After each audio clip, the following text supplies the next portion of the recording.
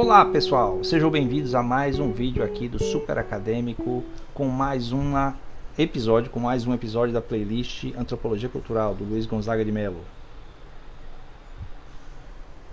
Para quem está acompanhando a playlist, esse é o episódio número 5. Então, se você não está acompanhando a playlist, vá lá e comece desde o 1 para não perder o fio da meada. Mas fique aqui para assistir o que acontece nesse episódio 5, que a gente vai falar do capítulo 3, Dinamismo Cultural. Antes de começar, alguns recados.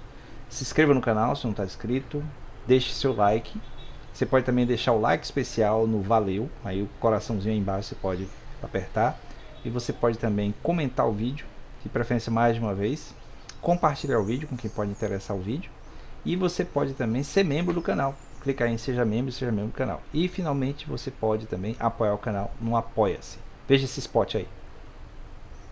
Deixa eu interromper aqui o conteúdo de vocês só um pouquinho para lembrar que você pode apoiar o canal Super Acadêmico agora, indo aí na descrição do vídeo e apertando em Apoia-se, no link do Apoia-se. Vá lá na nossa comunidade e clique lá para apoiar a partir de R$1.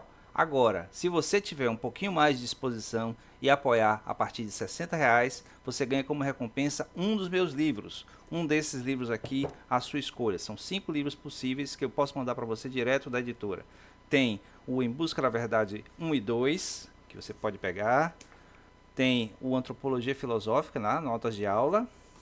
Tem Num Quarto Escuro no Palácio da Alvorada. E tem o Novembro de 2019 de Lula da Silva. Qualquer um desses livros à sua escolha. É só apoiar a partir de R$60. Com esse apoio e junto com os outros apoios que a gente já está acumulando no canal, a gente vai conseguir melhorar ainda mais os conteúdos do canal. Agora vamos para o conteúdo do vídeo. Valeu! Spot aí. E é isso aí, o spot do Apoia-se indicando para você que você pode apoiar o canal e ganhar livros. Então, fique ligado aí no vídeo até o final, vou dar mais os lembretes depois lá. Então, sim, o que é que nosso amigo Luiz Gonzaga de Mello fala sobre dinamismo na cultura? Então, os tópicos são cultura, funcionamento e mudança. Como é que a cultura funciona e por que ela muda, né? Processo cultural, aspectos sincrônicos, quer dizer, os aspectos relacionados com, digamos assim, a presencialidade, né, o que está presente. Aspectos gerais, processo de endoculturação, que é a cultura que é formada dentro da própria coletividade. Nota sobre etnocentrismo, que vai falar sobre etnocentrismo, que é um conceito fundamental da antropologia, que fala justamente da tendência que nós temos de vermos a nossa cultura como centro, como central, como a verdadeira, é isso.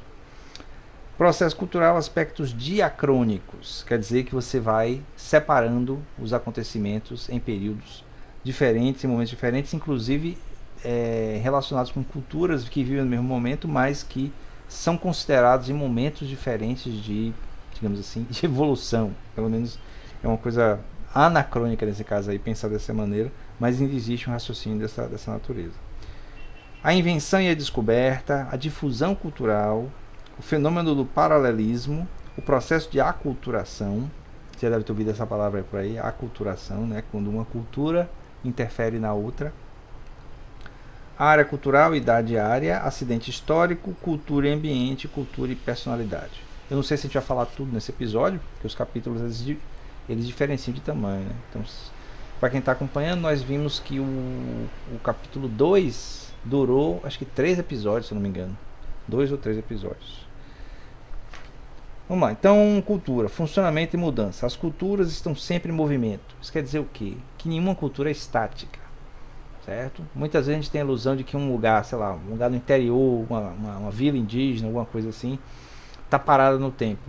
Existe do mesmo jeito há séculos e séculos. Isso é mentira. Não existe esse tipo de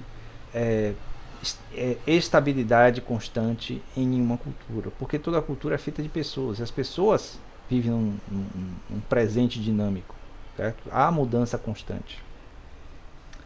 No entanto, há um estado de estabilidade em relação à mudança, porque há o conjunto de elementos que se preservam numa cultura, certo? Então, o melhor exemplo que eu dei quando eu falei sobre dinamismo da cultura, cultura dinâmica e estática, nas características, é que a língua de um povo permanece a mesma língua. Ela vai modificando ao longo do tempo, por causa do dinamismo, mas ela é a mesma. A mudança tem a questão do simples funcionamento relacionado com a estabilidade. Então a cultura, ela se mantendo estável, ela se permite o funcionamento, né, das instituições dela, certo? Então, quando a gente fala, por exemplo, de instituição do casamento, instituição da família, essas coisas, por mais que vão mudando de noção ao longo do tempo, elas continuam existindo. Esse estado de funcionamento se refere principalmente às estruturas da sociedade. Então, à medida que o conjunto de instituições de uma sociedade vai funcionando, se mantém funcionando, a sua estrutura se mantém coesa, certo? Então, há um processo de identificação de uma cultura, de um povo, por causa da manutenção das suas instituições. Essa estrutura cria uma realidade que é macro e que é micro ao mesmo tempo, e ela é interpretada como um modelo por nós, não por quem pensa sobre as culturas. Então, a estrutura da sociedade, ela está presente no macroambiente da nossa vivência. Então, nós temos aqui, eu estou aqui na cidade de Salvador, Bahia, Brasil, né, América do Sul, América, etc. Pois é, e essas estruturas, né, no nível macro, elas constituem toda a nossa existência à medida que no nível micro a gente consegue pegar e interferir nelas. É por isso que há uma certa estabilidade na cultura ao mesmo tempo que há certo dinamismo. O macro representa a estabilidade dessa estrutura da cultura, e no micro seria justamente as relações cotidianas, né, do dia a dia dos indivíduos que fazem parte da estrutura, no caso todos nós, né? E isso é interpretado através de uma abstração, de um modelo, bem no estilo estruturalista mesmo. Aí, deixa eu ver aqui, ele fala de estrutura novamente, né, que é um sistema organizado que constitui uma certa forma.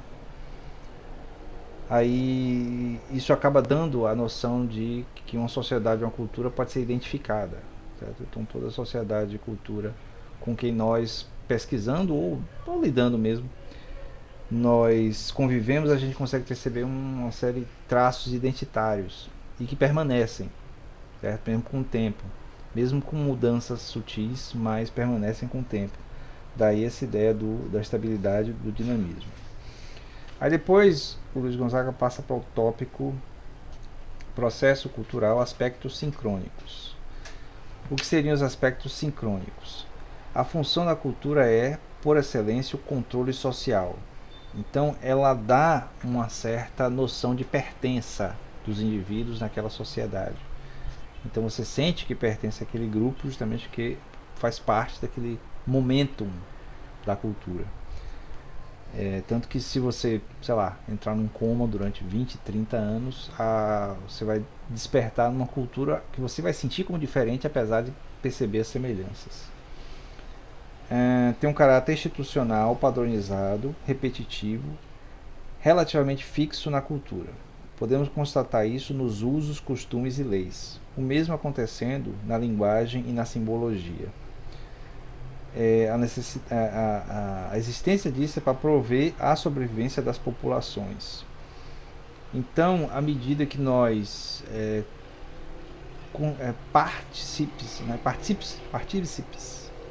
que participamos de uma sociedade, a gente partilha esse tipo de identidade, né, esse tipo de conteúdo simbólico, aí a gente acaba podendo perceber as continuidades. Aqui ele deu exemplo de costumes e leis, né? Tem o uso, tá? Costumes e leis. Então, sei lá, uma lei muito tradicional, um costume muito tradicional que faz parte da sociedade brasileira, da sociedade baiana, da sociedade gaúcha, ou que seja, aquele costume que de repente até se tornou uma lei ou veio de uma lei, ele é mantido durante muito tempo, durante muitas gerações. Para que haja uma mudança, é necessário uma passagem de tempo grande ou um rompimento brusco. Então é por isso que às vezes acontece de, sei lá, alguma regra, alguma lei, sei lá, revolucionária acontece num certo ambiente, e aí aquela ruptura de imediato não atende às expectativas da cultura, né, daquele povo de imediato. Então as pessoas não percebem. Então eu lembro que eu vi um filme uma vez, que conta a história de um ex-nobre russo no período logo após a Revolução, né, em 1917. E aí todo o entorno dele, apesar de ter sofrido digamos, as consequências da Revolução, né, com expropriação de propriedade e tal, aquela coisa toda, o modo de vida dele, lidando com seus conhecidos, não mudou, porque assim, mudou no sentido material, mas não mudou nas relações, porque você não tem como pegar e simplesmente mudar um sistema da noite para o dia, num processo revolucionário, e mudar a cabeça das pessoas que estão vivenciando aquilo ali. Então, para mudar aquela cultura ali demora algumas gerações. Por isso que mudanças bruscas, né, rupturas muito imediatas, muitas vezes são radicais, né, geram violência, geram uma série de problemas que as mudanças graduais da cultura não causam, porque a percepção da mudança é mais diacrônica, né, não é sincrônica. Os possuidores da cultura, padrão institucionalizado do comportamento aprendido de geração a geração, uma lógica de sentimentos que teria um papel relevante na manutenção da ordem sociocultural. Isso causa equilíbrio social, então se você tem os papéis mantidos, né, uma lógica desses papéis mantidos, você tem um equilíbrio na sociedade, mesmo às vezes esse equilíbrio sendo cruel. Então a gente pode pegar o exemplo do processo da transição do escravagismo no Brasil para um modelo não escravagista. Então a ruptura ela foi imediata com a assinatura da Lei Áurea, mas no entanto os costumes não mudaram, tiveram que ser mudados aos poucos, e até hoje a gente sofre as consequências de um processo de abolição de escravatura sem um devido acolhimento àquelas pessoas que eram escravizadas e passaram a ser livres.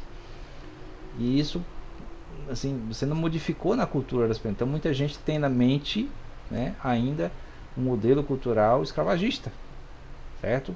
E aí esse modelo permanecendo vai causando uma série de choques com o novo modelo, baseado em outro sistema de trabalho e de relações.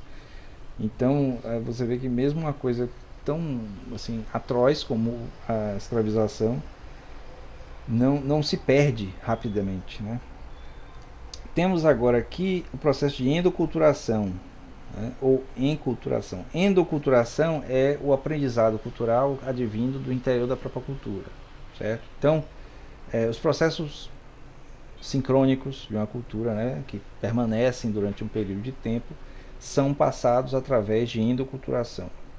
A endoculturação é muito importante para tornar o indivíduo membro ajustado da sociedade.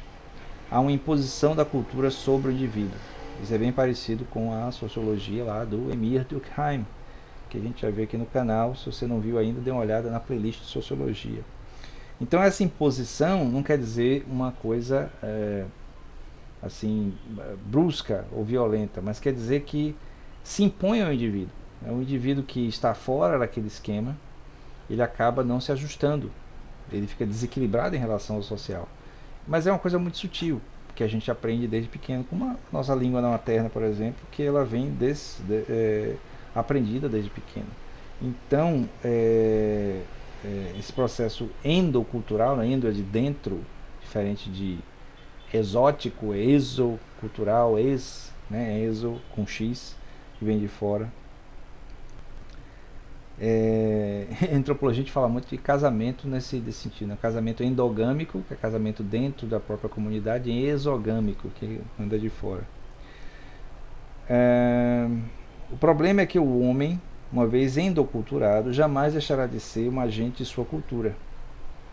O que pode acontecer é que nos primeiros anos a pessoa tem na endoculturação um processo forçado de formação. Mais tarde, esse processo se torna maleável e converte-se em um misto de formação e reformulação. Como eu falei, é uma coisa muito sutil, né?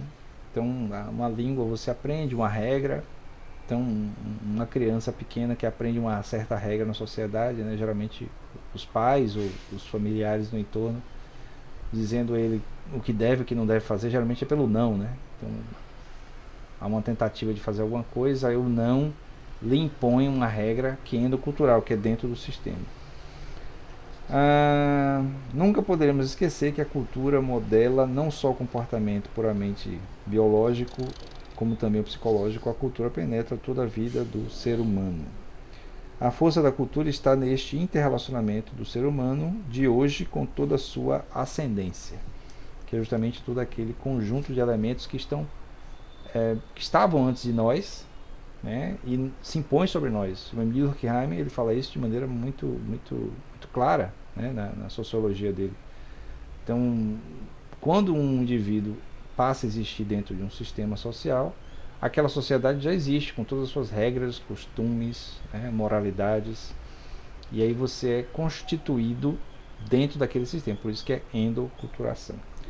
Bom, eu não vou passar para o etnocentrismo, que é mais o tópico aqui do capítulo, por causa do tempo do vídeo. Então vou dever para o episódio 6, o próximo episódio, a nota sobre o etnocentrismo. Então a gente vai ficando por aqui nesse vídeo de hoje, o livro do Luiz Gonzaga de Mello, Antropologia Cultural. Eu espero que vocês estejam gostando dessa playlist, né? Não se esqueça de se inscrever no canal se você não está inscrito, né? Dá o likezinho no vídeo aí, né? O joinha. Comenta, coloque comentários, perguntas, partilhe. Clique aí também no valeu, que é o coraçãozinho. E seja membro, se quiser, seja membro do canal e apoie o canal no Apoia-se. Eu vou colocar o card aqui do Apoia-se para lembrar você e mais do livro, e também na descrição tem outros links para outras coisas do canal. Então, até o próximo vídeo.